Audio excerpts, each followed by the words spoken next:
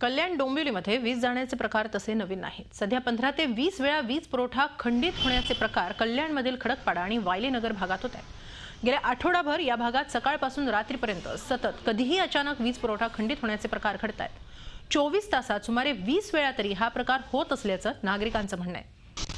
यामुळे घरातील इलेक्ट्रॉनिक वस्तू खराब होण्याचं प्रमाण वाढलंय। शिवाय इमारतींमध्ये तर अनेकदा अचानक वीज गेल्याने अनेक जण लिफ्टमध्ये अडकून पडल्याच्या घटनाही घडल्या।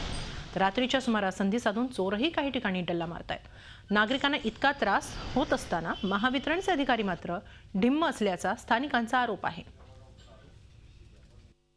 लाईट गेल्यामुळे आम्हाला मेल्स पाठवायचे, काय करायचे ते आम्हाला डेटा करता नाही येत।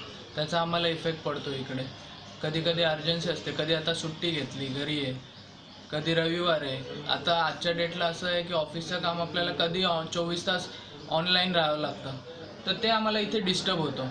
आणि असे लाईट आत्ता सध्या 3 ते 4 तास नेहमी जातात आणि शेड्यूल नाही आहे, कधी जाणार काय येणार त्या हिशोबाने आपण आपलं कामाचं प्रोजेक्शन नाही करू शकत। सकाळच्या वेळेत भरपूर त्रास होतो, कारण मुलांची शाळेत कॉलेजला वगैरे जायची वेळ असते, मिस्टर ऑफिसला जायचं असतं, सकाळची कामाची वेळ असते, पाण्याचा प्रॉब्लेम, त्याच वेळेस पाणीसुद्धा येतं। त्याच्यामुळे सगळ्या समस्यांना तोंड द्यावं लागतं आणि ऑफिसला वगैरे फोन केले तर त्यांच्याकडून काहीच रिस्पॉन्स मिळत नाही, काहीच उत्तरं नसतात। झी 24 तास रहा एक पाऊल पुढे।